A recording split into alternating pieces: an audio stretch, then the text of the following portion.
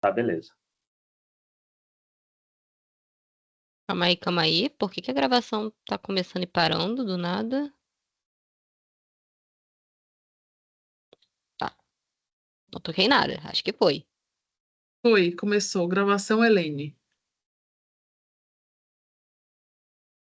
Boa noite a todos e todas, sejam muito bem-vindos e bem-vindas. Hoje é dia 5 de maio de 2025, uma data auspiciosa marcada pela abertura de um portal energético que, segundo os saberes ancestrais e algumas tradições espiritualistas, simboliza um momento potente de expansão da consciência, de alinhamento de propósitos e também é momento de fortalecer essas conexões coletivas. E que momento mais apropriado, né, para a gente estar aqui hoje reunido, construindo saberes críticos sobre inteligência artificial e educação. Então é com muita alegria que eu apresento o nosso convidado dessa noite, o professor Péricles Wellison. Ele é pesquisador, educador popular, é pedagogo pela... Aí depois você me corrige se a gente falar o UFPA ou o FPA, né? O FPA. Especialista... Uhum. Como? O FPA. O FPA. É porque lá em Salvador, né, que eu sou da Bahia, a gente fala UFBA, Ufa. né? Maranhão também. Ele é especialista em docência do ensino superior, é mestre em educação e cultura e é doutorando em educação pelo PROPED na UERJ. Péricles é um pensador inquieto e atuante, alguém que transita entre a pesquisa acadêmica e as práticas populares da educação. E sempre com compromisso de democratizar o conhecimento. Então, para quem está chegando agora, esse é o Geleia, é um grupo de estudos livres sobre educação e inteligência artificial. Nós temos aproximadamente 130 pessoas que fazem parte do Geleia, e a gente se encontra nesse espaço aberto, né, que também é horizontal e é também muito afetivo para a gente refletir, criticar e pensar coletivamente os impactos e essas possibilidades e também limites, né, da inteligência artificial e de todas essas tecnologias algorítmicas em nossas práticas educativas. E a gente se reúne toda primeira segunda-feira do mês, e hoje é uma primeira segunda-feira do mês, sempre nesse horário, né? Então, hoje a gente vai dar início a esse encontro, cujo tema é Currículo e Inteligência Artificial, Conversas Iniciais, que é um convite para abrir os caminhos, né, levantar questões, né? O professor, ele compartilhou um documento do Word, com estrutura de artigo, né, para a gente. Ele começou a levantar algumas questões e compartilhou essas inquietações do nosso grupo, que a gente faz parte de um grupo grande de WhatsApp. E para falar um pouco sobre a inteligência artificial que está atravessando esses espaços escolares, acadêmico, né, comunitário também. Então, quem está chegando agora, sinta-se em casa, traga suas perguntas, ideias, inquietações, porque pensar junto é um ato também de resistência e de criação. Então, o microfone é todo seu, professor. Obrigada por estar aqui, por ter aceito esse convite. Ai, obrigado, Michele. Boa noite a todas as pessoas que estamos assistindo agora e que vão nos assistir futuramente. Obrigado pela apresentação tão acolhedora e carinhosa, Michele, que além de uma pessoa pesquisadora a qual eu me inspiro muito, é uma amiga. A gente se conheceu em 2022, quando eu fiz um intercâmbio aí na Universidade Federal do Mato Grosso. E desde então as nossas trocas têm sido muito profundas, têm sido muito ricas. E quando você lançou, né, junto com o Felipe, essa ideia de um grupo de estudos em inteligência artificial e educação, eu achei uma ideia maravilhosa. Primeiro pela própria temática e necessidade de discussão do tema, né? Visto que, né, como a gente até colocou, acho que hoje dos fenômenos, dos dispositivos, do campo de tecnologias digitais, a inteligência artificial tem ganhado uma significação preponderante, e isso vai trazer, evidentemente, reverberações para o campo e para a pesquisa e a prática em educação. Mas também queria muito agradecer ao convite, agradecer a todos e todas que estão por aqui.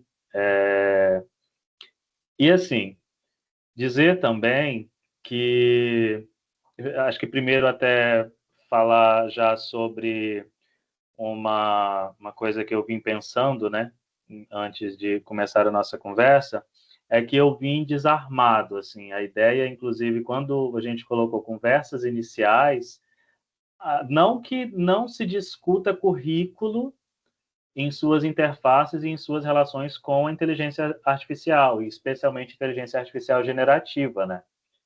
Já tem, por exemplo, uma colega minha, que é a Maria Cheleide, que faz mestrado em educação. Na verdade, o mestrado dela é no programa de currículo e gestão da educação básica, né? A pesquisa dela é sobre inteligência artificial na educação básica.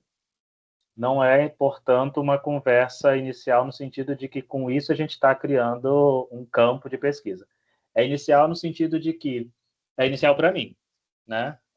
Foi um desafio que eu me lancei também para a gente conversar, porque essa abordagem que a gente vai discutir hoje, que a gente está denominando aqui como pós-estruturalismo, que é hoje no Brasil, no campo do currículo, a abordagem que tem talvez a maior hegemonia e influência nesse campo, pelo menos no grupo de trabalho da Amped, né, no GT Currículo, essa é a abordagem, talvez, a que ganhou espaço de discussão com maior força no GT.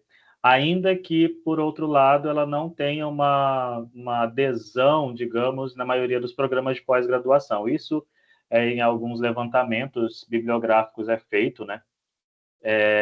E aí, a minha ideia inicial também, e também já até pedindo um pouco de desculpas, porque pós-estruturalismo fala muito sobre o poder da significação das palavras, né? O que as palavras podem significar. E aí eu me lembrei que eu tinha colocado até na apresentação que eu sou educador popular, e eu vi na postagem do Instagram, né, que havia tido uma hashtag com hashtag teoria crítica, né, se eu não me engano. E o pós-estruturalismo, digamos que ele faz até um contraponto às chamadas teorias críticas, mas isso não é, de modo algum, responsabilidade da pessoa que criou o post, isso é responsabilidade minha. Eu, inclusive, até falei, pô, se eu não tivesse colocado isso, provavelmente não teria tido essa hashtag, né? Foi a IA que fez, a IA que faz nossos textos, também que ele erra, né? E Exatamente. tem muita alucinação também. Mas, A gente mas gosta da IA, mas a gente critica ela demais. e também tem a ver com isso, né? Com o que a gente vai colocando de entrada, ela vai gerando a partir disso, né? Porque a educação popular, ela está situada, de fato, no campo do que é chamado de teoria crítica de currículo, né? Agora, se eu tivesse colocado talvez só como educador ou como professor, dificilmente talvez teria aparecido essa hashtag. Mas quanto a isso, tranquilo, né? A questão que se coloca, eu acho, para nós, que eu gostaria agora sim de iniciar, é só significando um pouco o que a gente está discutindo por currículo aqui. E aí eu penso que seja importante a gente fazer uma discussão que não é eu que abordo precisamente. Isso está no livro, um livro muito importante para o campo do currículo, que chama-se Teorias de Currículo, que é da professora Alice Casimiro Lopes e da professora Elizabeth Macedo. Ambas são daqui da Universidade do Estado do Rio de Janeiro.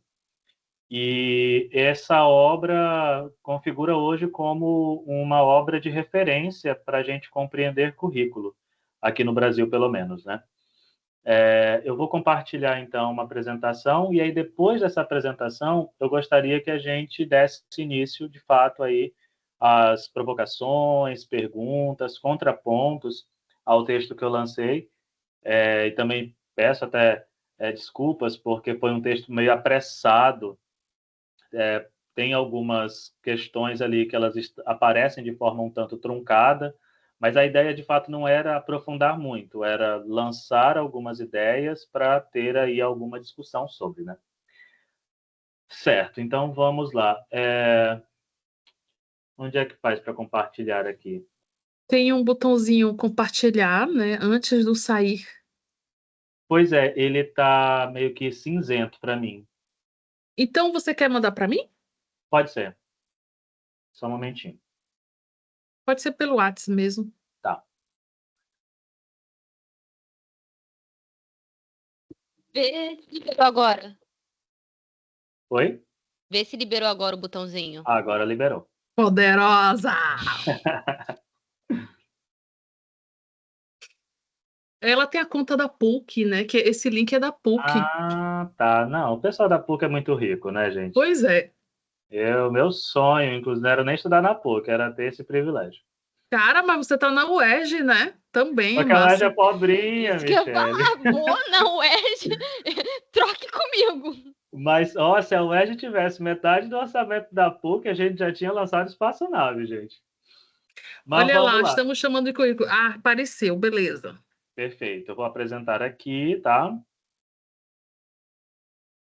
Bom, é bem rápido mesmo, é só para que a gente possa, de algum modo, não é nem significar a mesma coisa, mas é só para que a gente entenda inicialmente que algumas das questões que eu levantei, talvez lá no texto, elas podem ser compreendidas agora entendendo o currículo também como um espaço para o qual essas questões, essas tensões vão aparecendo e vão sendo reelaboradas em um campo que é próprio e que, portanto, vai ter aí um olhar contextual, específico, sobre essas ditas transformações, mudanças no mundo do trabalho, na sociedade, no mundo da cultura, e quais reverberações isso geralmente é exigido, recomendado, pedido para a escola e também para o currículo. A palavra currículo, não que isso seja assim uma arqueologia do termo, mas só, digamos, uma curiosidade. Ela aparece pela primeira vez em 1633, lá na Universidade de Glasgow, na Suécia, e aparece currículo mais ou menos como essa ideia de organização de conteúdos, organização de conhecimento com vistas a promover um processo formativo.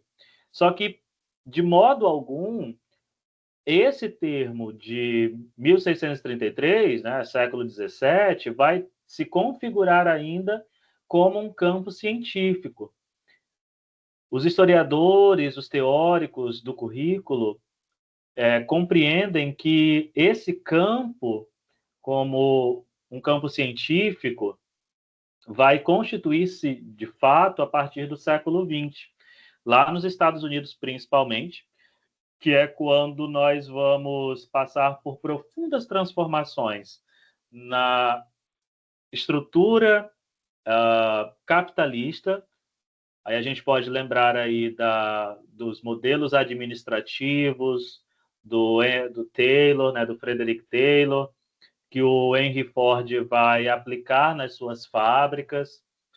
Isso vai ocorrer uma reestruturação do trabalho e, consequentemente, a gente está vivenciando aí também, né, esse avanço da Revolução Industrial, e vai haver a necessidade de, então, formar os trabalhadores para ocupar esses postos de trabalho, que não são mais apenas braçais, há uma necessidade de conhecimentos técnicos para acessar o mundo do trabalho, seja no campo operário, seja num campo mais intelectual, mas há uma necessidade agora de formar esse indivíduo para uma inserção social, numa configuração de profunda transformação, mas que tende aí a uma espécie de homogeneidade, de uma padronização, que é isso a grande influência que a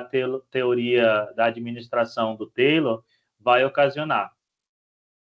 E com isso, reconfigura-se, então, o papel da escola na sociedade capitalista. De fato, o que a gente tinha até o século XIX era um modelo de educação germânico, que é chamado também de modelo vocacional. Como é que ele funciona, basicamente? Esse modelo vocacional, na própria escola, as crianças, a partir das suas aptidões que elas vão demonstrando na sala de aula, elas vão sendo divididas para uma educação ou mais técnica, manusear instrumentos, ferramentas, ou mais teórica, acadêmica ou intelectual. E isso acontecia já na infância, desde a partir dos 9 anos, por exemplo. E esse modelo de educação vocacional ele vai ser paulatinamente vai sendo meio que deixado de lado para que a escola pudesse ser um espaço em que todas as pessoas pudessem aprender o mesmo conteúdo, mas isso em larga escala. Eu estava até conversando com uma moça para quem eu dou aula, ela mora na Alemanha. E aí nós estávamos conversando justamente sobre isso, e ela falou, Péricles, mas isso até hoje funciona aqui. Na Alemanha é assim, na Alemanha a criança com 9 anos de idade, ou ela fica numa escola normal, ou ela vai para uma escola técnica. Os professores ficam avaliando as aptidões dela, e aí se ela não tem nenhuma aptidão, por exemplo, para leitura ou para falar em público, ela vai para trabalhos manuais, só vai ficar numa escola técnica, ela não vai assumir um posto de professora, por exemplo. E é muito doido pensar isso, né? Que, assim, não é que necessariamente um modelo surge e cria uma, digamos, hegemonia sobre um contexto, ou dados contextos, mas o outro não é totalmente suplantado. E essa ideia também é importante para a gente aqui. Bom, a partir dessa necessidade, então, que vai ter da escola formar muitas pessoas num mesmo espaço de tempo e que precisará, portanto, de os mesmos conhecimentos para todos, como é que isso se aplica, por exemplo, no contexto da escola? Porque é fácil até pensar assim, todo mundo deve aprender, por exemplo, falar, no caso dos Estados Unidos, o inglês, deve aprender língua inglesa, deve aprender matemática. Mas como é que isso se organiza numa escola lá no interior de Minnesota? É essa problemática, e é com essa problemática que vai se constituir esse campo que a gente está chamando aqui de currículo. E nesse período, né, século XX, essa preocupação em formar o indivíduo apto a viver em sociedade vai gerar, então, essas chamadas abordagens científicas, as quais as principais são o eficientismo social, cujo o intuito é formar um indivíduo que seja eficiente. E o que é compreendido como eficiente aqui? É aquele indivíduo que consegue assumir uma criança que é preparada para ser um adulto funcional, digamos. Um adulto que consiga adentrar ao mercado de trabalho.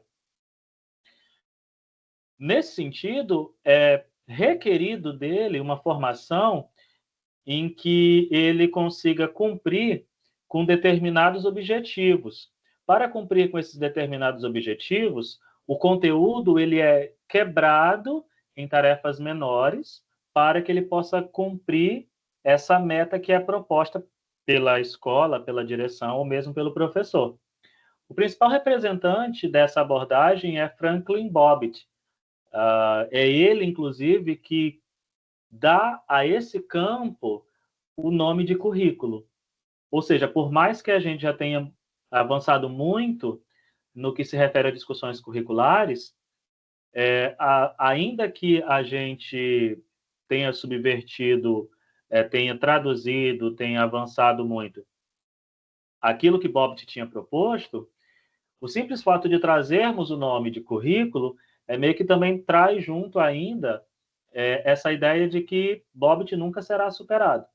Porque quando se fala em currículo, a gente está falando sobre algo que foi ele que nominou, né? A segunda vertente, ou a segunda abordagem, é chamada de progressismo. Diferente do eficientismo social do Bobbitt, o intuito dessa abordagem é também preparar o indivíduo, mas que a compreensão de função ou de propósito vai ser reconfigurada para a ideia de um indivíduo que ele seja ativo socialmente e que ele consiga compreender os problemas da sociedade e transformar, dar respostas a esses problemas na sociedade ou no grupo ao qual ele faz parte. Então, o currículo, nesse caso, ele deve cumprir com 3 núcleos. São eles: as ocupações sociais, ou seja, saber fazer trabalhos domésticos, saber manusear determinadas ferramentas. Estudos naturais, aqui a gente está falando principalmente do que naquele momento se chamava de ciência, né? Então, saber física, saber biologia, saber química. E língua, saber falar o seu próprio idioma, escrevê-lo, dominar o seu idioma. E dessa abordagem chamada progressismo, o principal representante, que acho muito conhecido aqui no Brasil, que é John Dewey, que teve muita influência no movimento aqui no Brasil da Escola Nova, do Anísio Teixeira, vai ter uma influência muito grande no trabalho do Paulo Freire, mesmo que depois ele vá fazer críticas ao trabalho do Dewey.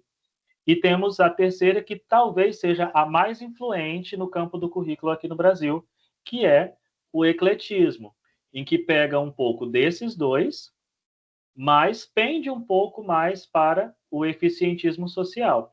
Qual é a diferença do eficientismo para o ecletismo? Principalmente a noção de que o currículo, essa ideia de organizar conhecimento para ser reproduzido, passa agora para uma relação de avaliação. Como é que eu sei que o conhecimento, o conteúdo está sendo bem repassado? Fazendo avaliações. O ecletismo também é responsável por constituir pela primeira vez essa ideia de uma noção de que os conteúdos eles devem ser organizados em competências, ou seja, o indivíduo tem que ser competente para tal coisa.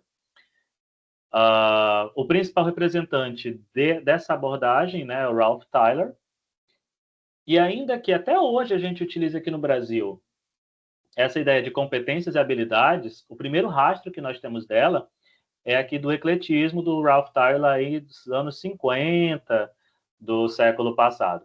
Tem alguma coisa a ver?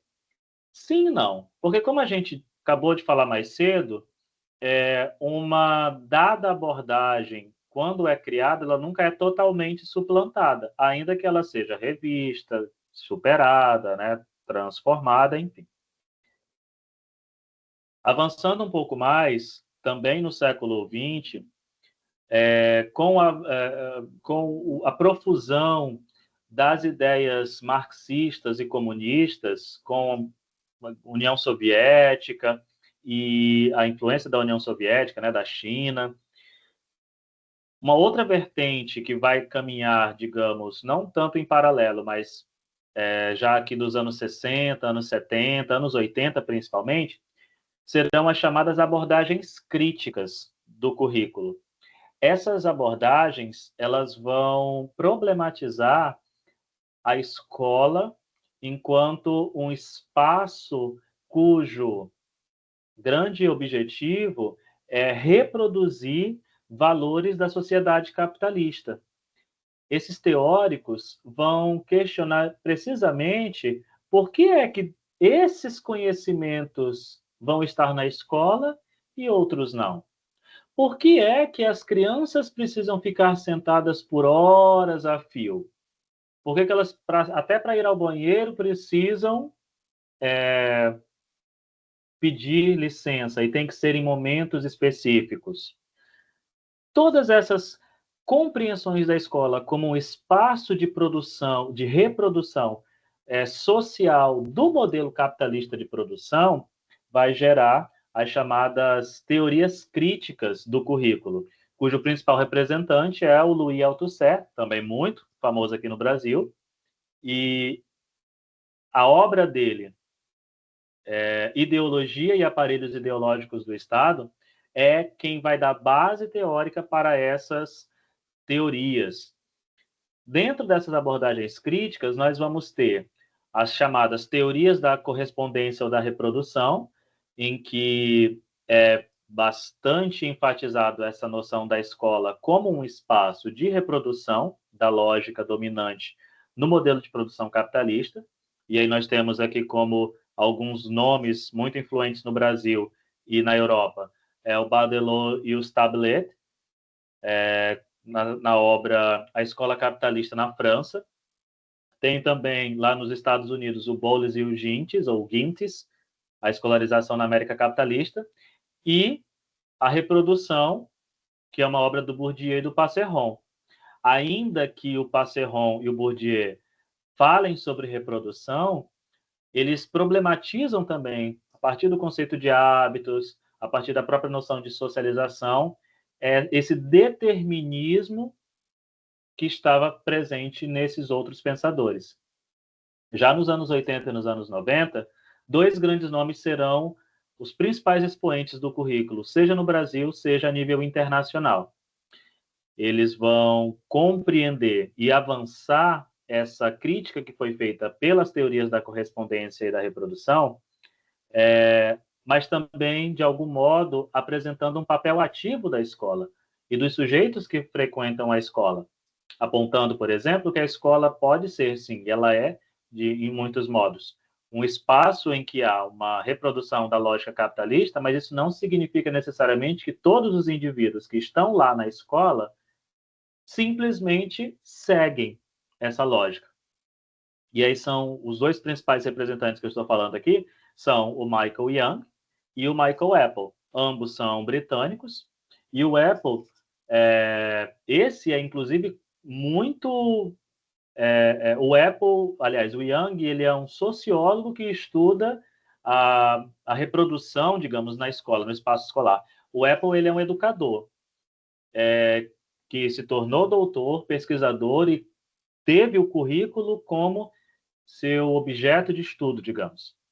A principal obra dele nesse período chama-se Currículo e Ideologia, que é onde ele aparece com o conceito de currículo oculto.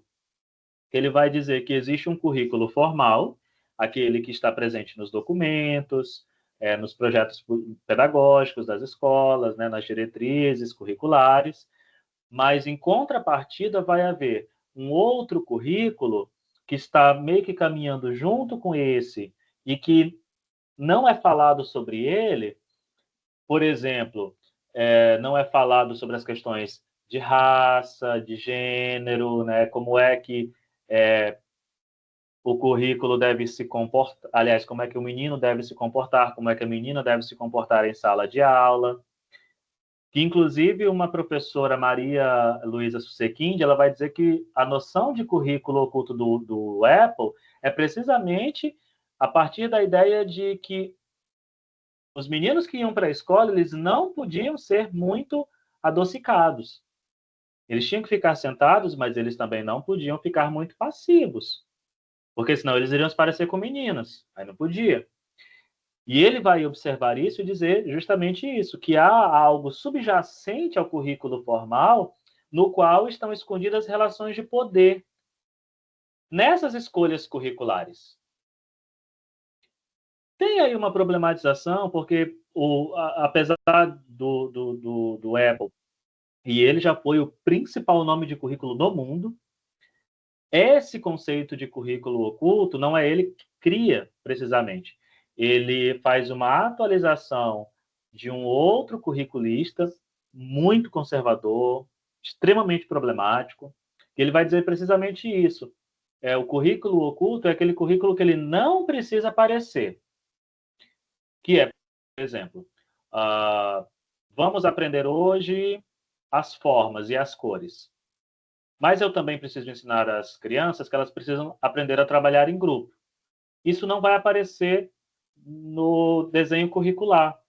Mas eu, como professor, sei que, ao trabalhar com cores, com recortes, eu estou ensinando os meus alunos, as minhas alunas, a trabalhar em grupo.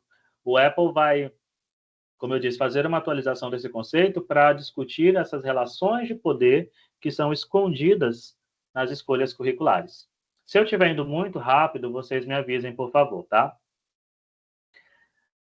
Já a partir dos anos 60, e vocês estão vendo que a gente está indo e voltando, né? Porque tudo isso vai acontecendo no século XX, tá? Nos anos 60, como vocês talvez devam lembrar, foi um período de intensa profusão de movimentos que criticavam a ordem social vigente. E esses movimentos estavam principalmente nos Estados Unidos e na Inglaterra, de um modo geral. Mas a gente pode ver os movimentos de contracultura, o movimento punk na Inglaterra, os movimentos artísticos, a novela vague, que é uma nova forma de se fazer cinema, uma nova forma de fazer cinema, que surge na França, os grupos de movimentos estudantis, o movimento hippie. Tem até um evento que eles fizeram, que foi um evento gigantesco, que agora me fugiu da mente. Não sei se alguém puder me lembrar aí, eu até agradeço. Foi um evento que aconteceu nos anos 60 e que se criticava muito, por exemplo, esse proibicionismo de drogas, a liberdade sexual das mulheres, de um modo geral, assim. Se depois eu lembrar, eu volto aqui para falar sobre isso. Os movimentos LGBTQIAPN+, né? A gente tem aí várias ideias que vão aparecendo também, não só fora da universidade, mas dentro dela, a gente vai rediscutindo algumas tradições. E aí vão aparecendo principalmente as abordagens fenomenológicas e existencialistas, que elas vão criticar a posição do sujeito como alguém que é mais do que um reprodutor da ordem social. Porque se vocês perceberam na minha fala, a ideia que dá é que parece que o indivíduo ele é um mero e puro fruto de toda uma estrutura social que lhe impede de fazer outra coisa, que lhe impede de falar, que lhe impede de ser outra coisa que não o que a estrutura diz para ele ser, falar, agir. E essas abordagens, elas vão recolocar o indivíduo como um sujeito e não como um objeto social. E aí, nesse sentido, elas vão relacionar o currículo a uma preocupação com o mundo da vida, com aquilo que é de intimidade, que é da subjetividade. E aí, quando eu falo intimidade, não é com segredo, mas eu acho que também não é, eu acho, mas é que tem a ver com uma busca por uma espécie de uma essência ou de uma crítica frente a essa ordem social. E aí, quando a gente fala em intimidade, a gente está falando também sobre isso, sobre a ideia do prazer, a ideia do gosto, da libido, tudo isso vai aparecendo nesse momento. Desse movimento, os dois grandes principais representantes são, no Brasil, o Paulo Freire e, curiosamente, Paulo Freire é o autor brasileiro mais citado no mundo quando o assunto é currículo. Diversos estudos de China, Estados Unidos, Europa, conhecem Paulo Freire como um curriculista. Curiosamente, no Brasil, não. No Brasil, existem outros referenciais teóricos muito mais evidentes que o Freire no assunto currículo, mas fora do Brasil, ele é um dos principais nomes no campo do currículo.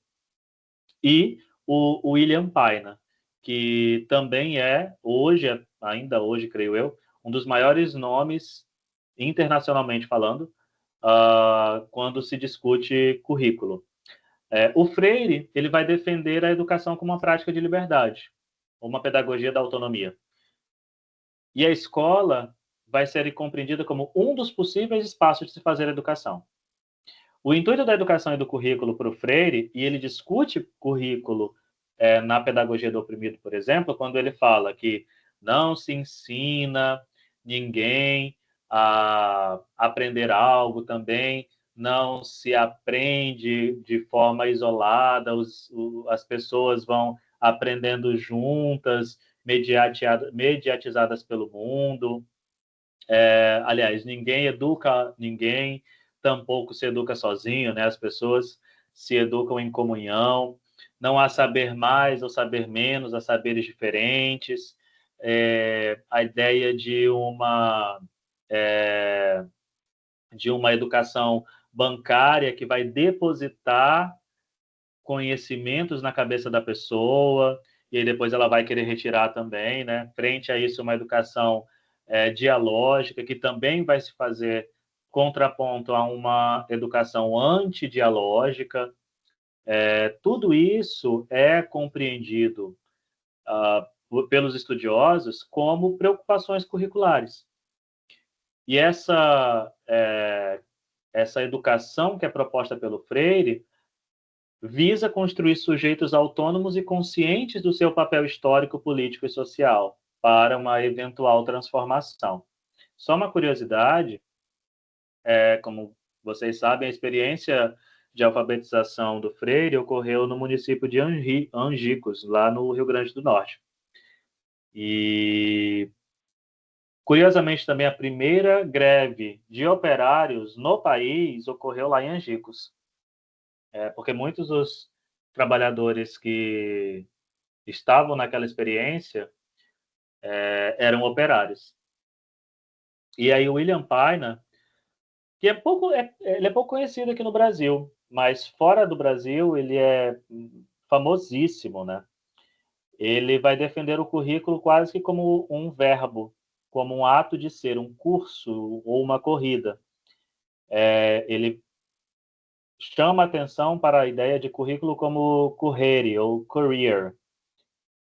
O método do Painer, a noção de currículo para o Painer, constitui-se, então, desses elementos de uma regressão a um passado subjetivo, de uma progressão a uma associação, ou seja, uma associação livre ao futuro, uma analítica, que é a descrição do sujeito, de seu passado e de seu futuro, e o sintético, que é a resposta do sujeito sobre o sentido do presente para si.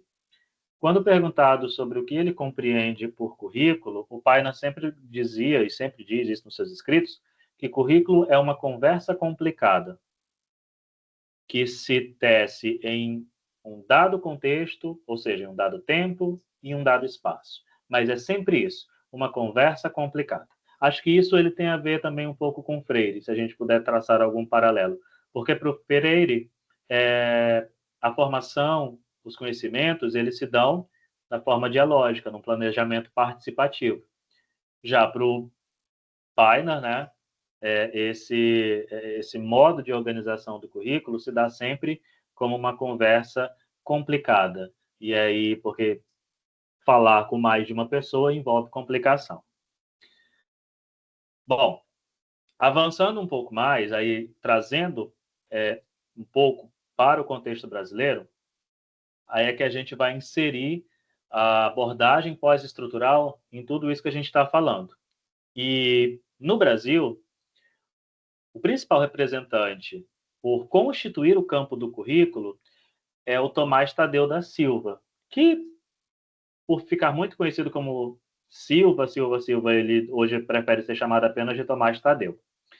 Ele foi responsável por traduzir diversos textos, livros, artigos de autores, e acho que ele ficou até muito mais conhecido por traduzir esses autores, como Foucault, principalmente Foucault, e abrir, então, uma discussão para como é possível pensar currículo a partir desses autores pós-modernos, pós-estruturais. E ele vai escrever uma obra no início dos anos 90, no final dos anos 90, na verdade, chamada Documentos de Identidade, uma introdução às teorias do currículo. E é esse texto do Tomás Tadeu que organiza, se assim pudermos chamar, o campo do currículo no Brasil. Geralmente, quem é da pedagogia, quem é das licenciaturas, quando passa pela disciplina de currículo, acaba sendo remetido a essa ideia de teorias tradicionais, teorias críticas e teorias pós-críticas de currículo, né? Essa compreensão é do Tomás Tadeu. Só que o pós-estruturalismo, o pós-modernismo, eles são diferentes. O pós-estruturalismo, ele é uma abordagem que faz uma espécie de contraponto a um outro movimento interdisciplinar surgido lá na França chamado estruturalismo. O estruturalismo visa, de algum modo, compreender a sociedade como uma grande estrutura na qual é possível muitas mudanças. Vamos imaginar aqui um jogo de xadrez. Num jogo de xadrez é possível você fazer milhões de jogadas. Porém, a posição das peças e as regras do jogo não mudam. Isso é o que a gente pode entender por estruturalismo.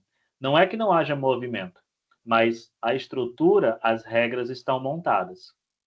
Isso vai ser questionado a partir dos anos 50, anos 60, com a chamada virada linguística, na qual é discutido aqui qual é a centralidade da linguagem no mundo. Porque até antes dessa virada linguística, que ela começa nos anos 50, a gente vai entender a linguagem como uma reprodutora do real. O que eu quero dizer com isso? Quando eu falo carro, a ideia que passa é que, ao falar carro, é como se eu trouxesse junto uma ideia de carro.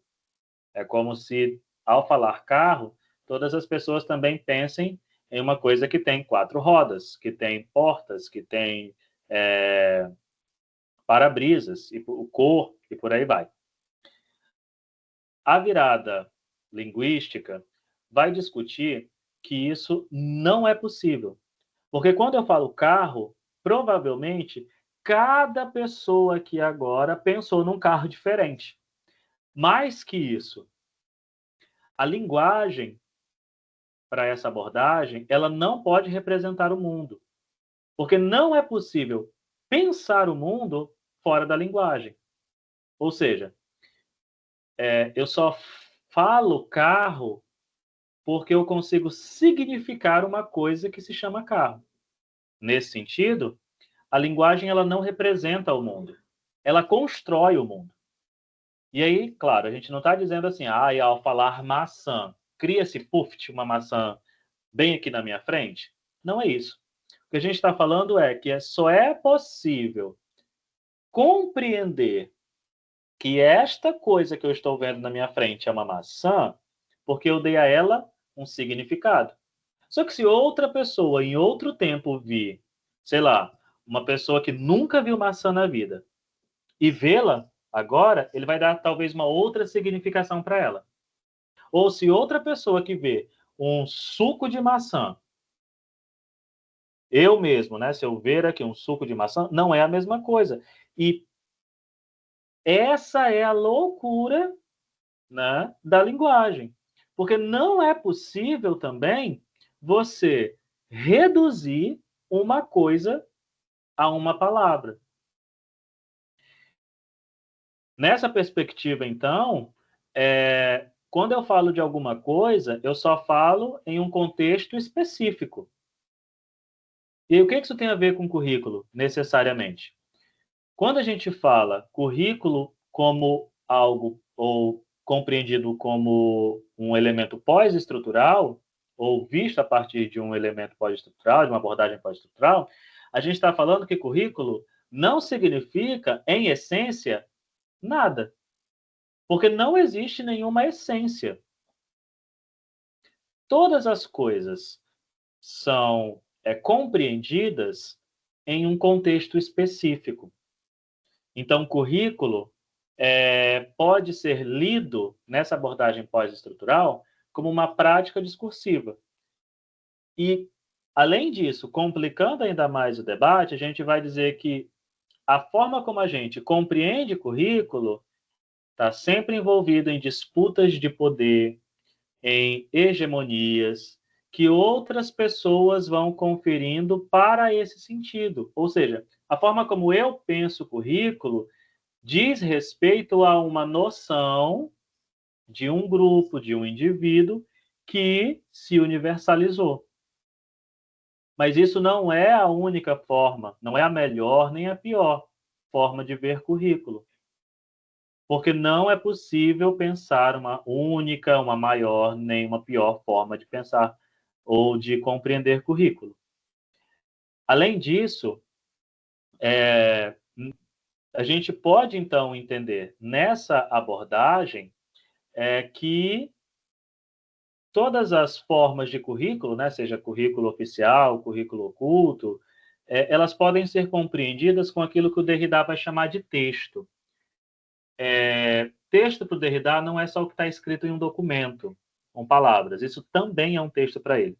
Mas o Derrida chama de texto todas as coisas. A economia, a história, a sociedade ou as formas de sociedade, a própria linguagem. Tudo isso para ele é um texto. Por quê? Nesse discurso, nessa construção melhor da realidade a partir da linguagem, cujas significações das coisas elas são totalmente mutáveis, a gente só pode traduzir, ler a realidade como um texto. E aí, nesse caso, sempre como movimento. Por isso é que ler o currículo numa abordagem pós-estrutural como um texto, qualquer ele que seja, nos permite compreender que não há um sentido essencial de currículo, que ele sempre vai ser algo, as nossas significações, elas sempre são contextuais, elas sempre estão falando sobre um tempo e um espaço, mas que eles também são transitórios, eles não são eternos, e que guiam parcialmente o leitor. Né? E aí, nesse sentido também, que aí a gente pode, né, iniciar o nosso debate, não sei se complicou, se ajudou, mas a noção maior para mim é de que quando a gente fala sobre, né, currículo e inteligência artificial, e aí quando a gente fala sobre currículo como texto, e aí, portanto, não existe um sentido essencial, há também uma disputa pelo sentido de currículo e de inteligência artificial na escola, por exemplo, não só na escola, né, mas nos múltiplos contextos, é que a gente está chamando a atenção para essa noção de que a inteligência artificial ela tem potencialidades, ela tem limites, mas ela não pode ser lida como uma redentora da escola. Ela não pode ser lida como com ela a escola melhora, a educação básica melhora, tudo vai ficar melhor. E principalmente que com a inteligência artificial, ou com o ensino de inteligência artificial, a gente vai conseguir viver em um mundo em constante mudança. Como se fosse possível, no mundo em constante mudança, a gente dizer, isso aqui me permite fincar uma estaca nesse redemoinho e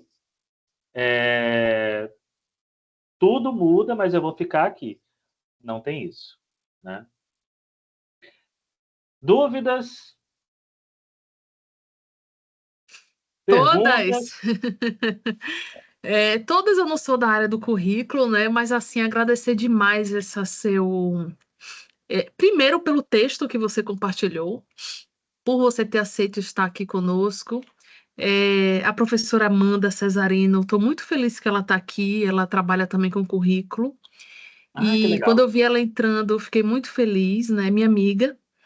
E fiz o convite, ela está aqui com a gente, outras pessoas também. E aí a gente vai abrir para o debate, né? Para alguém que queira fazer alguma troca. Ah, o Hipólito chegou também. Não tinha visto que Felipe Hipólito chegou.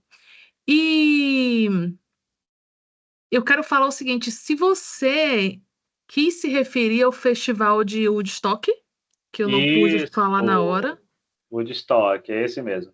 não fui eu que me lembrei, foi o Chat GPT, tá? Então copiei e colei, porque eu uso ele. Mas Ah, eu lembro que era alguma coisa meio de 6,69, eu acho, não sei. Muita, isso muita mesmo. droga, sexo e rock and roll. Muita liberdade.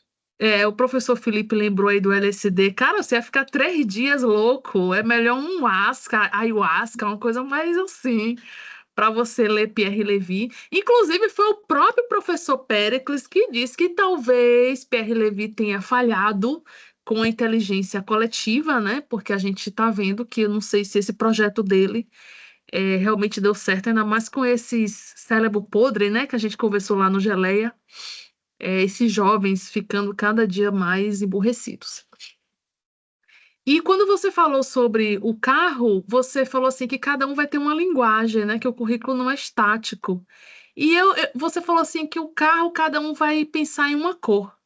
Eu pensei em carro em poder, né? Como eu não tenho carro, eu nem imaginei cor, porque a cor é quando a pessoa tem, né? É verdade. Então, eu associei a poder, porque o carro chega rápido, né? Aham. Nos locais. Você vê que Felipe aí disse que ia pegar um Uber. Eu falei, vai logo. Aí ele disse, não, eu tenho que pegar um Uber, né? Então, é isso, né? O carro chega rápido, então cada um vai ter uma leitura diferenciada. Vamos abrir aqui, né? Letícia Oliveira, Helene, professora Renata, Jasmila, professora Alzerina, Luiz Solino, Amanda, Felipe Hipólito. Devo ter esquecido mais alguém. Vamos lá. Gisele chegou também. E assim, podem Ah, o trazer professor Luiz Solino está aqui discordâncias, também. a ideia de fato, assim, era partir com Você aquele fala no seu texto. texto, né, que você não está pretendendo ter uma ideia fixa, né? Você até começou dizendo que você está desarmado, né? É,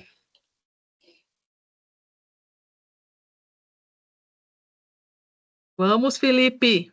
Vamos começar então, Michele. Primeiro, assim, Vamos. eu queria agradecer todos os presentes. Nossa, é tão bom ver o Geleia com tantas pessoas, né, ao vivo aqui com a gente.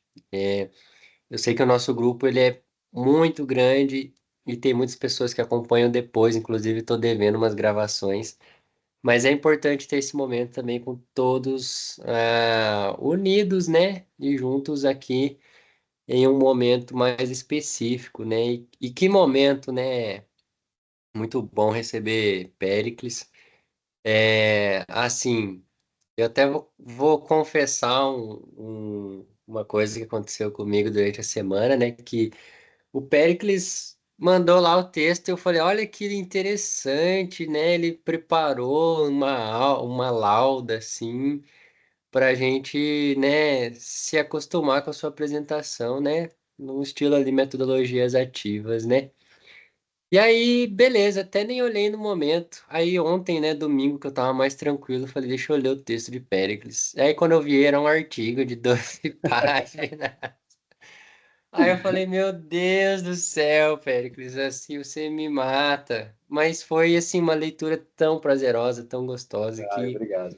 que realmente acho que assim, a gente só tem a aprender, né, com as colocações que o Péricles traz. E assim, né, como o Geleia tá mais voltado para essa questão da IA, né? Queria primeiro assim dizer que concordo totalmente com você, no sentido de que de fato a gente não pode ter a IA generativa como se fosse o salvador, né? Dos problemas estruturais que a gente tem na educação, inclusive no currículo.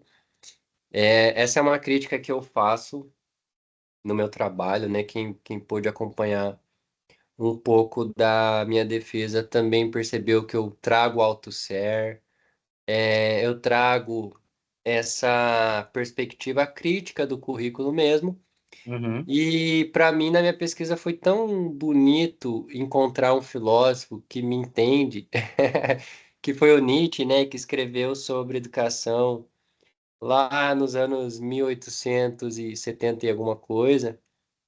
E ele já estava preocupado com uma educação que não se baseia no currículo, né, que é uma construção do indivíduo que ao longo da vida que passa por inúmeras questões que o currículo, né, às vezes não consegue dar conta de observar, né? E nem a própria escola, né? Quando a gente olha a estrutura de uma escola pública, que é onde eu estou a maior parte do meu tempo, né? Uhum. Realmente a gente vê que esses desafios, eles extrapolam o currículo. Eles extrapolam. Por mais que a gente tenha inovações, né? Se a gente pensar a BNCC e toda a questão da projeto de vida, protagonismo. Quando você olha na prática, infelizmente, essas disciplinas elas não desenvolvem as habilidades, né? Não é nem a habilidade, mas assim, não desenvolve a capacidade do sujeito de explorar as suas potencialidades, né? E Uhum. isso é muito complexo. Queria agradecer também, né? Acho que já agradeci todos, mas em especial a professora Ozerina.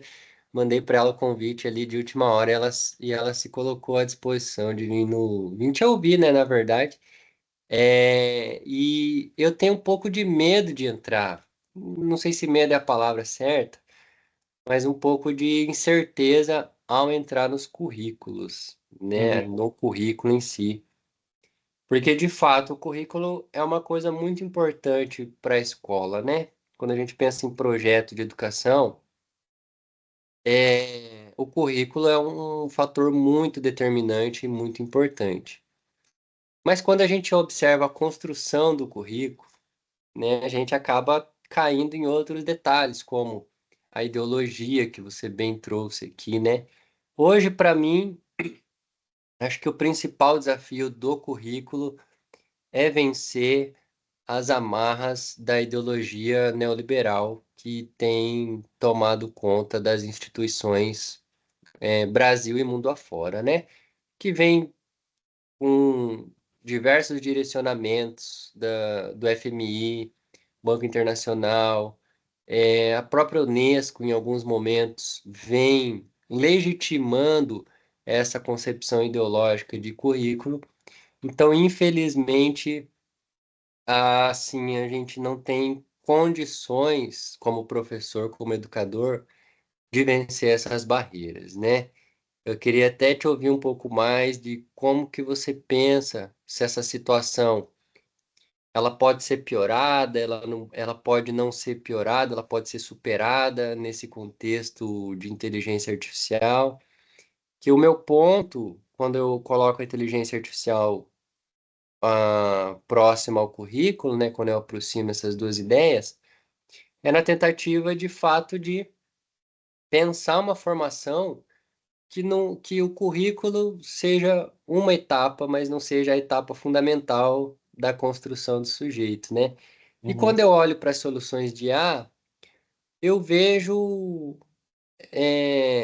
condições de que a gente transforme essa concepção de currículo a partir das IAs, né? A partir dessa a Santaella, né? O próprio Levi ele vai falar plasticidade, né? Essa plasticidade que a gente tem das mídias, ela faz com que o currículo, ele, se for muito engessado, ele fica para trás, né? Porque eu estou falando aqui de ética, por exemplo, que é um componente curricular, de uma determinada turma, faixa etária, mas eu estou esquecendo de falar que os meus alunos estão utilizando imagens das colegas deles para poder fazer, né, conteúdo pornográfico, por exemplo, que é um problema ético definitivo e bem colocado, né? É uma situação, um problema que está no dia a dia deles. Então, nesse sentido, eu trago a IA como esse facilitador do discurso para a compreensão do currículo, né? Eu queria ouvir mais de você, se você vai mais por essa perspectiva, ou se você acredita que, igual a professora Marisa nos questionou, né? É necessário um conjunto de habilidades na BNCC para que a gente tenha uma educação para IA? Sim, é necessário. É necessário haver essa disputa. Eu também quero ver no currículo educação midiática, cultura digital e inteligência artificial generativa. Uhum. Agora, isso é mais importante ou menos importante do que física, do que química, do que matemática? Então, esse diálogo ainda não existe, infelizmente, né? E essas disputas, elas acabam ficando muito na margem da ideologia e não da formação mesmo dos estudantes, que seria o objetivo principal, né? Mas não quero falar demais, quero oportunizar outros colegas de falar, que outras pessoas também acredito que tem bastante gente que pode construir, né, e contribuir com seus debates. Obrigado, Péricles. Eu que Acho que foi agradeço. sensacional. É, Depois, se alguém quiser ler o texto do Péricles, entre em contato comigo, com a Michelle, Mais ou com alguma ele pergunta? mesmo, né? Para a gente poder degustar melhor, né, suas reflexões. Falhou um Gente, pouquinho? vou propor aqui a Será que é o meu? vocês, quem está aqui no chat, por Acho que é o pior. favor, eu deveria ter feito isso antes, né?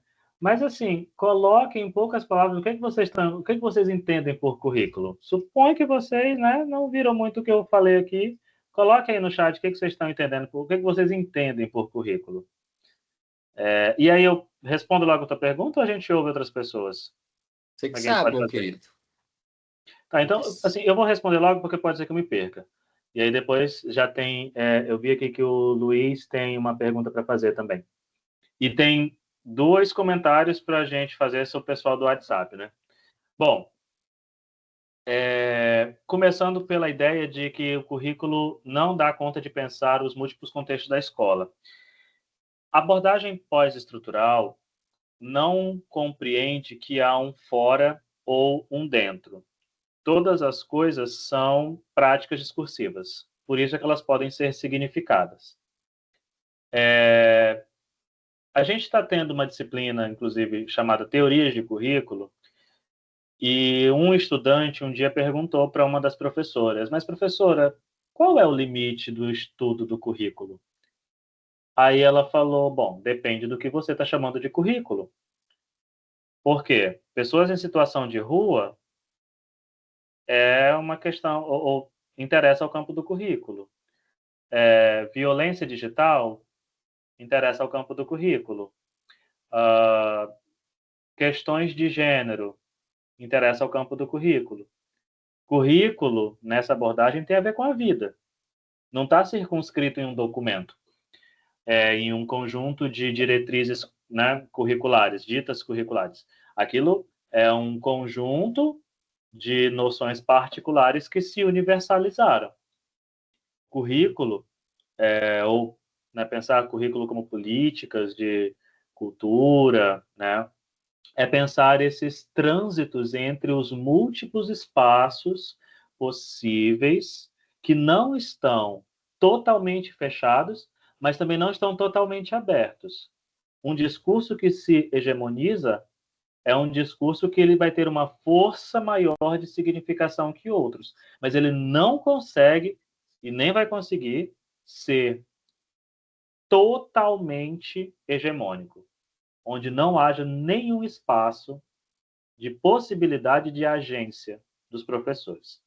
Por quê? Mesmo numa possibilidade de enrijecimento das questões curriculares, a gente entende que, como todas as coisas são significadas o tempo todo, não tem como o professor, a professora, ser totalmente fiel àquilo que é proposto por esses documentos, quer ele queira ou não. A gente está o tempo todo negociando com esses sentidos, com as turmas, com os agentes com os quais a gente está lidando. Mudou o contexto? As articulações continuam.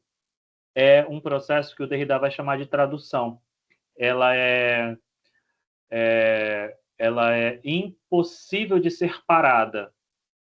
Tudo que a gente faz já é tradução. Ou seja, já havia tradução antes da BNCC, vai haver, numa eventual mudança da BNCC, claro que vão ficando rastros, né? Mas o processo de tradução, ou essa compreensão de tradução, permite que nós compreendamos que as portas nunca estão totalmente abertas nem totalmente fechadas. Vai ser uma disputa de significação, que a gente vai fazer contextualmente, né? Cara, e eu concordo plenamente com você quando você disse que currículo é algo importante para a escola. É possível até dizer, Felipe, que dentre as discussões no campo da educação, acho que tem 3 ali que são muito próprias da educação: a didática, a formação de professores e currículo. Dessas 3, a de currículo tem ganhado uma profusão gigantesca no Brasil.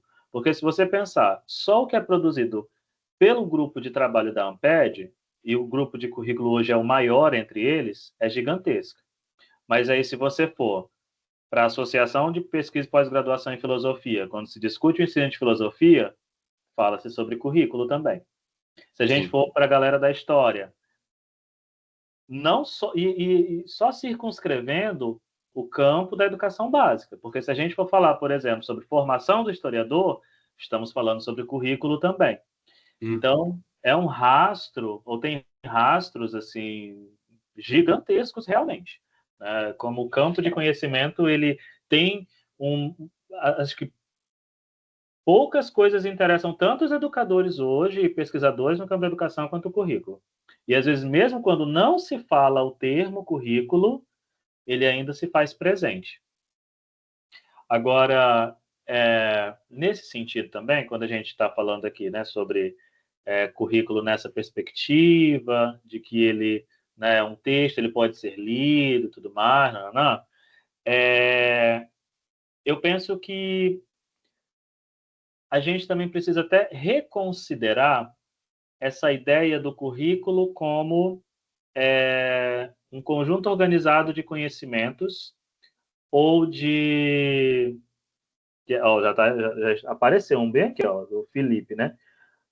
Currículo como um conjunto de ferramentas organizadas de forma que facilitam a formação das diferentes áreas de estudos, né, materiais, módulos ou componentes curriculares, por exemplo, integrando e complementando a formação. Quando a gente pensa, por exemplo, em currículo como uma organização de conhecimento, é como se a gente estivesse dizendo que, de um lado, existe o sujeito e do outro existe o conhecimento, né? E eu vou em busca desse conhecimento. A abordagem pós-estrutural tensiona para essa ideia de que conhecimento não é uma coisa, ele é um processo. Então, o que vai existir é uma constante relação entre currículo, entre sujeitos, que não são indivíduos, é muito mais, quando a gente fala em sujeitos aqui, a gente está falando sobre subjetividades, que podem ser assumidas ou não pelos indivíduos, mas principalmente uma coisa que se dá em relação. Ou seja, isso quer dizer que a inteligência artificial já é traduzida na escola, ou seja, ela já faz parte da relação escolar, antes mesmo de entrar em documentos curriculares. E aqui a gente chama a atenção para a habilidade de inteligência artificial para ser trabalhada no componente de computação da BNCC, né? A questão, para mim, particularmente, não é necessariamente disciplinarizar ou não disciplinarizar a educação, a inteligência artificial. Eu penso que a questão que se coloca é o que é exigido e o que é prometido quando se refere à inteligência artificial generativa na escola. Porque, como eu até coloquei lá no texto, por mais que os documentos da Unesco, por exemplo, recomendem que a inteligência artificial seja trabalhada como um componente transversal, em diversos países ela só foi, de fato, estudada na escola quando se tornou uma disciplina, né? Seja optativa, seja obrigatória, mas precisou de uma disciplina. Só que isso é uma questão contextual. Como é que, no contexto brasileiro, a gente discute e significa a inteligência artificial? Sem pensar também nessa ideia de que ela é um inimigo a ser combatido ou a grande salvadora da escola. Ou seja, eu não estou necessariamente dizendo que é bom ou ruim, eu só estou chamando a atenção para alargar e discutir outras questões de fundo. Não é necessariamente se é bom ou se é ruim, mas o que aparece junto com isso? O que vai se constituindo junto com isso? Que isso que eu acho que é interessante e é importante para nós, porque nenhum documento curricular, por maior, forte ou hegemônico que seja, ele pode dar conta de resolver, por exemplo, todas as promessas que ele se propõe, né? E com a inteligência artificial também não vai ser diferente. Ela não pode ser significada como a última grande mudança da sociedade e, portanto, precisa estar dentro da escola. Porque não é isso necessariamente que é o papel da escola, como a gente viu, né? Já teve um momento que se pensou que a função da escola era só reproduzir as demandas sociais. A escola é um espaço autônomo de relações, de conhecimentos, e é a escola que tem, em seus contextos, que constituir aquilo que ela está compreendendo por currículo, aquilo que para aquele grupo, para aquele contexto, para aqueles professores, diretores, estudantes, faz sentido ter, né? Faz sentido constituir como criação curricular. Então, eu penso que seja isso, né? Se insere ou se não insere, uma coisa é fato.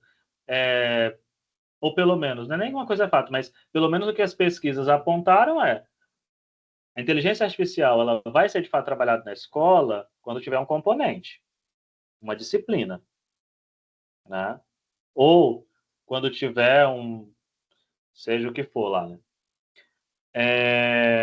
Deixe-me ver aqui. Mais alguma dúvida, gente? O Luiz, você quer fazer uma pergunta? Quero. Diga lá, meu amigo. Eu vou fazer só algumas considerações rapidamente, aí eu Claro. já faço perguntas, se puder. O currículo, eu acho que primeiro, eu acho que a educação brasileira, pelo menos nos últimos tempos, ela falhou em relação ao currículo. Quando a gente pensa em colocar as orientações que chega da BNCC, do MEC, dos órgãos dentro da escola, não consegue ser materializado. Hoje, tanto os professores que estão na educação básica quanto os alunos, eles não entendem como é que funciona o currículo ainda. E mesmo que a gente tenha um currículo com algum viés, ele não é materializado. Se a gente pegar e pensar numa época que foi discutido escola sem partido, que tinha que não existiu, nunca existiu escola sem partido, porque os alunos eles têm dificuldade do básico, de interpretar o texto, de entender alguma coisa. Outro dia eu fui em sala e os alunos, eu era coordenador pedagógico, não sou mais, os alunos estavam, eles fizeram racismo, um grupo de WhatsApp contra uma professora. Vazaram os prints, tal, eu fui lá conversar com eles, aí eu comecei a falar sobre o apartheid, um monte de coisa, eles nem sabiam o que era apartheid, os alunos do primeiro ano do ensino médio. Então, eles têm dificuldade no básico. Então, acho que o currículo ele falhou em tentar entender qualquer processo. Mesmo que tenha algum viés, eu acho que não é materializado, porque o básico os alunos não conseguem entender. Eu acho que o currículo, como algumas disciplinas, elas começaram na escola, depois que viraram curso de graduação, eu não lembro ao certo quais foram elas, foi História, Geografia, mas algumas começaram assim. Parece que foi Geografia. Foi Geografia, né? Parece O que foi currículo Geografia. poderia também começar dentro da escola com as discussões e com a participação dos alunos, e depois ir para um campo maior, que não é feito. E considerando as particularidades das regiões, porque dentro do Brasil a gente tem várias, né? Uhum. E se a gente vê o Edgar Morin, ele fala muito sobre a fragmentação dos saberes. Que os saberes são fragmentados e dentro da escola isso é mais fragmentado ainda. Eu li seu texto, eu gostei muito, eu achei que foi muito bem escrito e fácil de entendimento.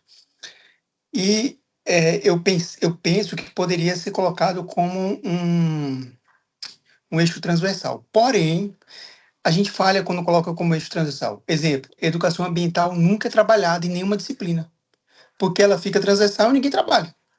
Sim. Era para trabalhar um projeto integrador com vários e depois isso ser materializado numa feira e tal, mas não é trabalhado. Na prática, ninguém trabalha educação ambiental.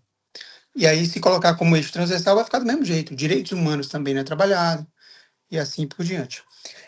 E eu gostaria de ver a sua, através da sua experiência, sua leitura, por que você acha que no Brasil não consegue sair o currículo de dentro da escola para fora? É sempre o contrário, muitas vezes. Sai discussões, às vezes algumas audiências públicas que poucos participam, e geralmente isso é empurrado de goela abaixo para dentro das escolas. E aí o que eu vejo? Que não funciona. Uhum.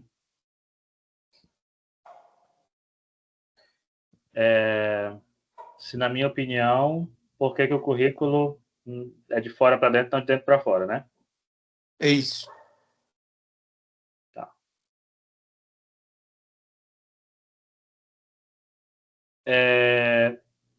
Luiz, obrigado pelas considerações. Eu penso assim,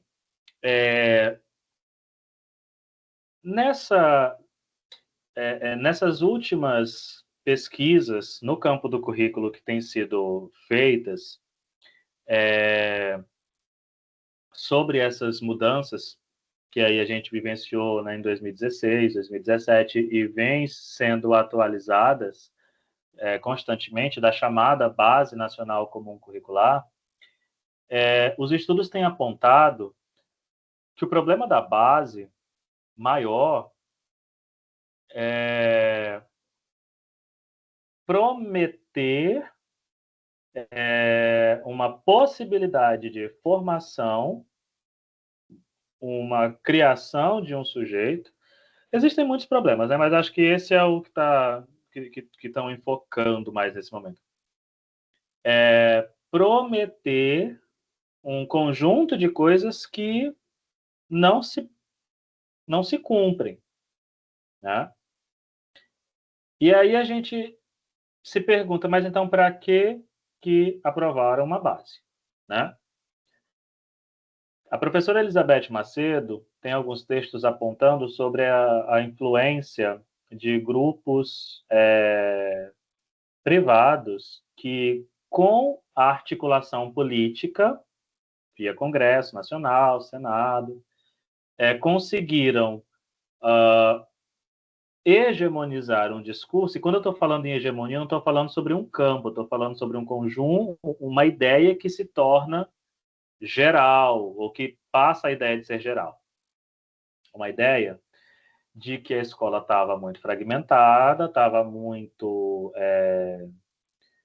estava, né, às vias de ruir, e que, portanto, precisava de uma mudança. E essa mudança veio a partir de uma reformulação curricular.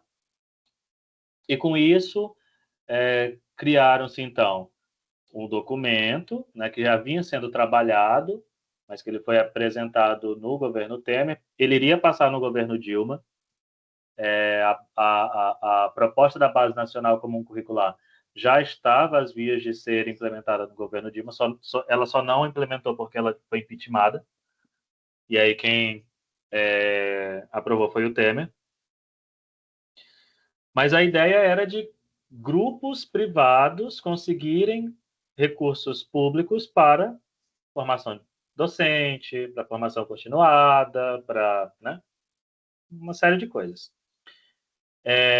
Essa experiência que o Brasil está vivendo, tem um teórico britânico também chamado Stephen Ball, que ele vai estudar com bastante atenção a esse movimento, né? O Stephen Ball ele vai dizer que essa é talvez a grande investida neoliberal no campo da educação, que é vender problemas, aliás, é apontar problemas para vender soluções. Então, nesse sentido, e aí, de novo, retoma inclusive o que eu retomei no texto. Não é que a escola está ótima, né? Não é que está tudo certo, e aí, né, não precisa mudar, mas também não é tipo de tá tudo péssimo, vamos acabar com tudo e reconstruir de novo. Esse é um discurso que se hegemonizou. E essa noção, né, de falhou no currículo, ela é discutível no sentido de que, por um lado, a gente nunca vai conseguir implementar, né, como eu falei mais cedo, as propostas tal como elas são pensadas, porque, né, tudo é, nessa perspectiva, tradução, ou seja, eu imagino que seja desse jeito, vou ali e aplico. É que nem a história do carro, de novo, né? Se eu falar carro, cada um vai pensar alguma coisa e outros vão pensar até outras coisas para além disso, como foi o caso da Michelle, né? Eu falei carro, ela começou a pensar em poder de ter carro. Isso é possível. E no currículo também é assim. No currículo a gente também faz interpretação. Mesmo a pessoa que tenta fazer tudo do mesmo jeitinho que está lá, ela ainda está fazendo uma tradução daquele processo. Com relação ao eixo transversal, a gente teve, inclusive, nos últimos anos, uma experiência, né? Você até citou a educação ambiental, dos parâmetros curriculares nacionais, em que houve um conjunto de organização disciplinar e houve essa discussão sobre os chamados temas transversais, que eles não ganharam força de significação como as outras disciplinas. Quer queiramos ou não, a disciplinarização nos estudos curriculares é vista como uma tecnologia de organização do tempo e do espaço na escola. Ela não é boa nem ruim. Ela só é uma tecnologia. Tipo, a gente constituiu e as coisas se organizam a partir disso. É tudo organizado? É tudo equilibrado? Não, porque tem umas disciplinas que elas têm uma significação maior, tem outras que têm uma significação menor, e isso também passa por processos de disputa de significação. O professor de matemática, às vezes, tem maior poder de fala numa reunião do que o professor de história, ou o professor de filosofia. Mas a questão é que os temas transversais, ainda que quisessem ser meio que passando por todas as disciplinas, né? O que a gente verificou é que no Brasil eles não tiveram essa força, como eu disse, de significação. Não sei se com a inteligência artificial seria assim também, porque, né, voltando ao texto dos documentos da Unesco, ainda que tenha sido proposto fazer da inteligência artificial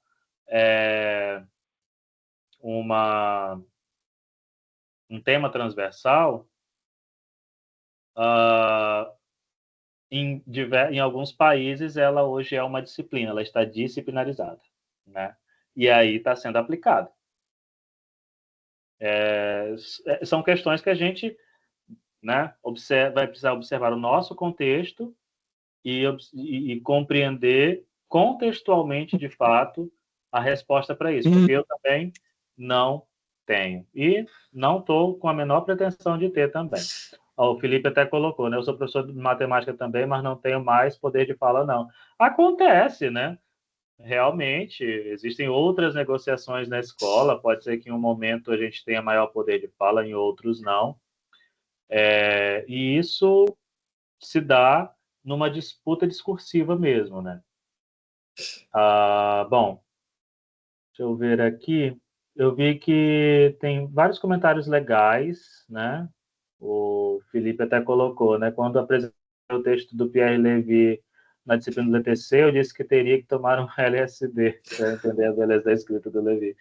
Ele é um pouquinho denso, né? Por isso que, inclusive, eu até prefiro a obra dele do que a ideia do Charles Gear, né?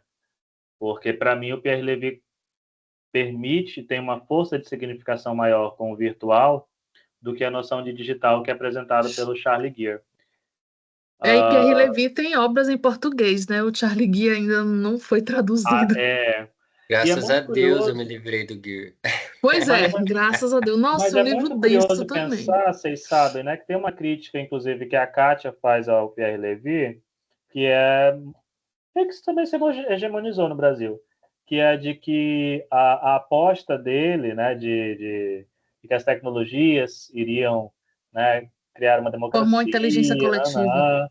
é que ela não se concretizou, né? Só que na obra Cibercultura, ele vai discutir precisamente isso, que as tecnologias elas não são positivas, nem negativas, tampouco neutras. O que vai depender da sua potencialidade é como as pessoas irão utilizá-la. E nas tecnologias da inteligência, ele advoga muito sobre essa ideia de que, aliás, não nas tecnologias da inteligência, no que é o virtual. Ele vai advogar nessa ideia de que o virtual ele é potencial. O virtual potencializa o real.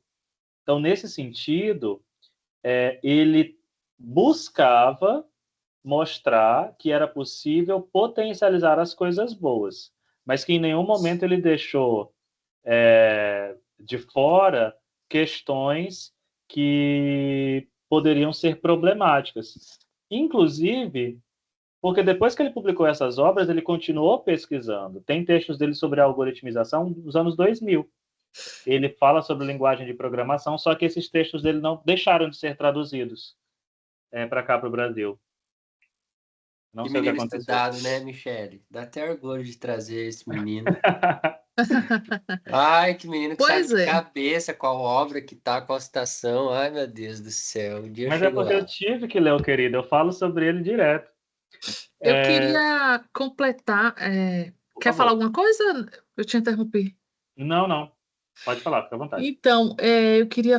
Não é uma pergunta, né? Só complementar, assim, que hoje a PL 2338, né? De 23, 3-8. ele não fala sobre currículo, obviamente, né? Mas poderia falar de capacitação no geral, assim, para formar profissionais. Então, eu vejo, assim, o próprio professor não usa IA, só que o aluno está usando. E essa Sim. minha briga. Eu estava dando uma palestra lá no ICHS e uma professora, ela inclusive vai na minha oficina de amanhã, né? Formação de professor em inteligência artificial, vai ser no CETEC, na CETEC.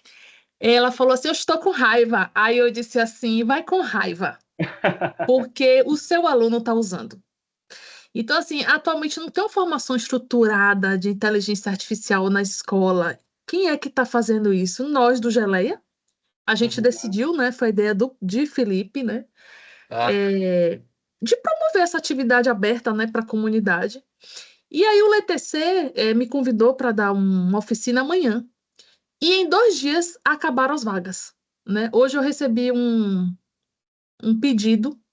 Eu não sei se ele é do Geleia, ele me procurou, um professor, dizendo que queria fazer parte da oficina, se ele poderia ir com o notebook dele, que ele não ia querer certificado e que ele queria, ou seja, as pessoas querem, eles estão pedindo, sabe?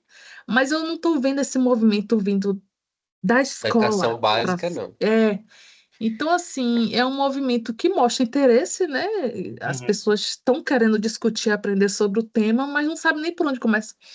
E aí, no primeiro dia de aula da aula inaugural, eu peguei o microfone, aí eu fiz assim: quem daqui os ingressantes do mestrado e do doutorado vai pesquisar inteligência artificial? São 17 ingressantes no mestrado e eu acho que o doutorado são 20 ou menos. Só um levantou a mão, que foi João. Então, assim, não temos nem pesquisador de IA. Eu fui a primeira pesquisadora no PPGE de inteligência artificial e o primeiro a se formar foi Felipe, porque o mestrado termina antes, né? Certo. Então, assim, a gente não tem nem pesquisador lá no PPGE. Então, assim, é um desafio agora, né, fazer com que as escolas e a universidade enxerguem a inteligência artificial. É que as pessoas estão, assim, com raiva, como se fosse um agente hegemônico de controle.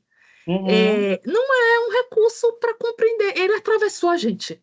E a gente vai também. ter que aprender, como a professora Beleni falou, preciso aprender sobre esse monstro. É E eu isso. me coloquei à disposição dela para fazer formação lá na disciplina dela, né? No grupo, aliás, de pesquisa dela. Então, assim, é compreender porque tá no cotidiano do aluno. E o professor Cristiano Maciel me disse que tem aluno da pós-graduação copiando e colando do chat GPT. E Sim, a gente percebe que é cópia, porque é é muito mesmo. genérico, não aprofunda, não elabora, não faz análise, sabe? Uhum. Você vê que também são textos que têm a mesma formação de estrutura, né? Você vê o seu texto, por exemplo, lindo, cara. Cheio Ah, de perguntas, ele é gostoso de se ler, né? É diferente quando a gente pega um texto pensado, né? Então, eu quero dizer assim, que está no cotidiano do aluno. O coleguinha do meu filho, tem 13 anos, ele me disse que faz tudo pelo chat GPT. Então, assim, nem adiantou a lei de proibir o uso do celular em sala de aula, porque ele tem um celular em casa. Então, ele copia toda a redação igualzinha e entrega para o professor. E tem professor que nem quer saber, não faz educação midiática. Ah, ele vai se dar mal no futuro. Então, né? Tipo assim, nem tá discutindo a questão ética, né? Isso é uma outra coisa, até que aproveitar esse gancho da Michelle, que me deixa bem triste com a educação atual nossa. Que, lógico, se a gente for discutir aqui, a gente fica até meia-noite e não acaba a ideia de A hoje. gente tem que até que se controlar para parar às 8. Já É, temos 36 pois é. minutos a mais. Então, mas, por exemplo, a escola pública hoje, ela está muito nessa, em especial no Mato Grosso, né? Os outros estados também, mas em especial no Mato Grosso, que é onde eu vejo de frente a realidade, muito nessa, assim, dá a nota pro sujeito e deixa que a vida resolve. E não é assim, né? A educação existe exatamente para fazer esse contraponto, para intervir nesse momento que o estudante está sem direcionamento e fazer com que ele construa saberes que vão levar a outros lugares em sua vida, né? E a escola, ao invés de pegar esse lugar sagrado de fala e resolver esse problema, não, ela agrava esse problema, que é fingir de conta que tá tudo bem e deixa que o futuro a Deus pertence, né? Então isso me deixa muito frustrado também. E o aluno que não está usando o chat GPT, ele está sendo comparado com aquele que usa e está tirando nota baixa. Porque Sim, hoje está muito evoluído os textos deles, né? é Então, verdade. assim, a escola Michel, precisa acompanhar essa transformação. Não sei como que colocaria no currículo. Educar de uma maneira, sei lá, mais consciente, mais crítica, assim. Não é para empurrar a goela abaixo, porque a IA tem muitos problemas, né? Mas, assim, discutir em sala essa chegada. Luiz, você quer falar? Não, eu ia falar que meu filho está gritando. Peraí, para. Essa questão de os alunos copiarem do chat GPT e tal, mas essa cultura ela vem desde antes, porque eles copiavam na internet, seja fazer pesquisa, qualquer outra coisa, eles já copiavam de internet, já copiavam de livro. Muitas vezes eles não sabem o que é direito de plágio, o que é citação direta, indireta. Então, eles já faziam essa copia e cola que eles estão fazendo hoje no chat GPT. Outra dificuldade que eu vejo dos professores em estarem trabalhando com as tecnologias educacionais, mesmo com a inteligência artificial, é porque alguns deles ainda têm dificuldade no básico. E a SEDUC, a Secretaria de Educação, ela propôs um curso de formação chamado Pacto Digital, só que esse Pacto Digital, a maior carga horária é online. E os professores eles não conseguem se concentrar ou sei lá o que para fazer online. A parte Uhum. presencial é muito pouca. Então, eles fazem um teste, né? A SEDUC passa um teste para ver o nível deles. Eu não lembro quando se é separado nível 1, 2, 3, mas tem os níveis. E ele vai para o nível que ele está. Ele é 1, ele vai para 1. Mas eles não saem dali. Eles têm essa dificuldade grande eu vejo, de encontrar a motivação, de encontrar um porquê também para estar fazendo isso. E também vejo quem dá preconceito em quem usa. Outro dia eu estava mesmo no meu trabalho lá, eu estava conversando Aí chega uma colega minha e falou assim, fulano de tal, ela só fica usando o chat GPT. Até um preconceito que a pessoa está usando, mas não sabe nem por que ela está usando, para que ela está usando e como ela está usando. Mas ela está usando, não está errado. Então, eles já colocaram até isso, que tem que mudar essa mentalidade, essa conscientização. Vai demorar um pouco, mas é isso que eu vejo nas escolas. E assim, eu acho que fazendo um diálogo com a fala de vocês três, primeiro, se você está me falando, e eu vou até pegar, inclusive, um comentário que a Renata falou, porque eu acho que era isso que eu estava querendo dizer, assim. Aliás, Renata não, Amanda, né? Está no cotidiano dos professores também. Mas eles falam com um pouco de receio, com vergonha de assumir que utilizam, estão buscando dar sentido a esse novo recurso. Isso já está aparecendo nos dados da minha pesquisa na escola, mas mesmo isso, Amanda, é muito importante na sua pesquisa, porque é essa questão, gente. Eu acho que essa abordagem pós-estrutural de currículo nos permite pensar. A gente não precisa imaginar que existe uma realidade defeituosa para a qual nós vamos apresentar uma solução.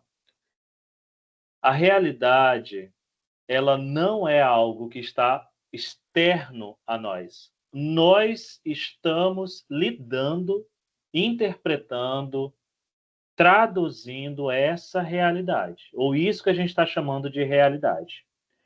Se tem gente fazendo oficina de inteligência artificial, tem gente fazendo currículo com inteligência artificial. Se tem professor propondo uma formação, qualquer que seja, um dia, 2 horas, para falar sobre inteligência artificial, está ocorrendo aí também questões curriculares. A questão, acho que se coloca, é que a gente não precisa imaginar que seja necessário um documento do governo federal propondo, recomendando que haja inteligência artificial, que ela precisa ser ensinada desse jeito, que ela precisa ter essas competências e essas habilidades. É no contexto que a gente vai fazer. Não só um pouco, mas é o que vocês já estão fazendo. É propor, é discutir, mas também sem querer, porque isso é muito comum no campo da educação. Estava lendo um texto hoje justamente sobre isso, que no campo da educação, principalmente do período da redemocratização, tem sido muito forte essa ideia de realizar pesquisas em educação para resolver problemas da educação, como se os projetos de pesquisa fossem ao mesmo tempo projetos de intervenção. E o problema disso é que a gente já quer ir para investigar uma realidade com vistas a querer resolver uma questão, um problema, para uma interferência, digamos. Não precisa. A questão que se coloca é precisamente essa. As nossas pesquisas, elas servem para, pelo menos, trazer outras questões, não necessariamente para que a gente resolva uma questão da sociedade. E isso é uma questão que nós, professores, pesquisadores em educação, a gente precisa começar a discutir para que a gente não caia mais nesse... não vou chamar de vício, mas é um problema das chamadas teorias críticas, de sempre pensar para uma intervenção, mas para um sujeito que a gente acha que precisa da nossa resolução. Será que precisa mesmo? Por exemplo, que você está colocando, a secretaria monta uma formação, mas os professores não estão indo. Mas será que eles estavam realmente querendo discutir sobre isso? Será que não tem outras questões que eles gostariam de discutir naquele momento que talvez fossem até mais importantes do que inteligência artificial? Será que eles não gostariam de talvez estar discutindo melhores salários, valorização da carreira? Aí a secretaria esconde tudo isso, ou não quer falar sobre nada disso, vai falar sobre inteligência artificial. É essa questão. A inteligência artificial ela é importante para a gente no nosso contexto. Ela não precisa ser importante para todo mundo. Ela não precisa ser importante para todas as pessoas em todos os tempos e espaços. É uma importância, é uma significação que se dá em um contexto. Se esse contexto atinge 1 ou 1000 pessoas, tudo bem.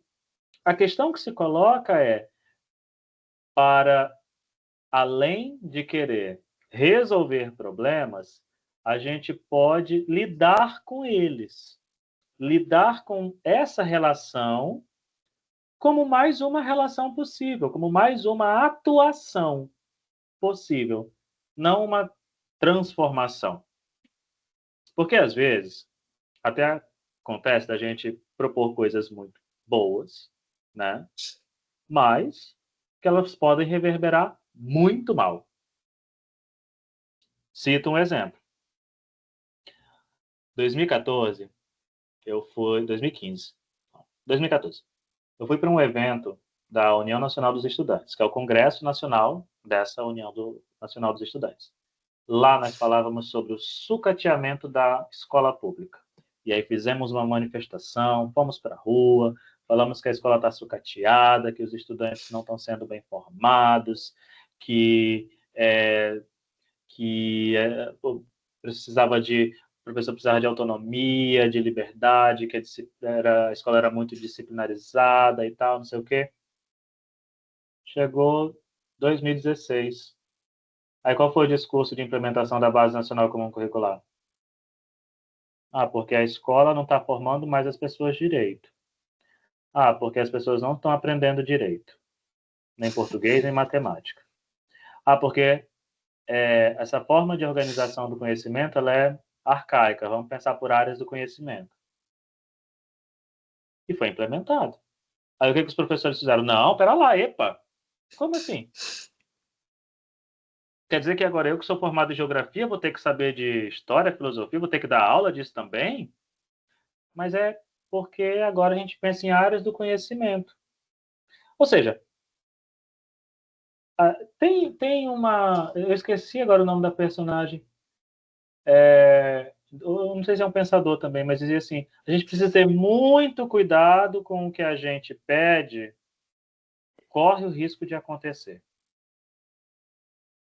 E isso é uma questão que o pós-estruturalismo discute para que a gente repense essa ideia de pensar a pesquisa como puramente intervenção e discuti-la como uma contribuição para o pensamento. O que vai ser feito disso não depende da gente, né? Para que a gente também até não se responsabilize muito com isso. Maravilha! E se a gente deixar, a gente fica até amanhã, né, professor Felipe? Fica. Vamos Vontade não falta. encerrando. Agradecer aqui a participação de todos e de todas. O professor Péricles está sempre à disposição, pode procurar ele pelo WhatsApp dele, é uma pessoa muito solícita, prestativa, adora aprender, né? E agradecer por você estar aqui hoje, foi uma noite muito rica. A sala estava cheia, né? Algumas pessoas acabaram saindo, mas foi perfeito. E a gente se encontra no Geleia. Obrigada, gente! Muito obrigado, pessoal. Até a próxima. Tchau, E tchau, qualquer gente. dúvida, nos contatem via WhatsApp. Temos várias novidades aí esse ano para o Geleia, hein? Vamos lá.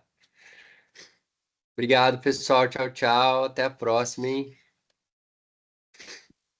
Valeu, Felipe, Michele, Péricles e demais. Valeu, obrigado. Tchau, tchau.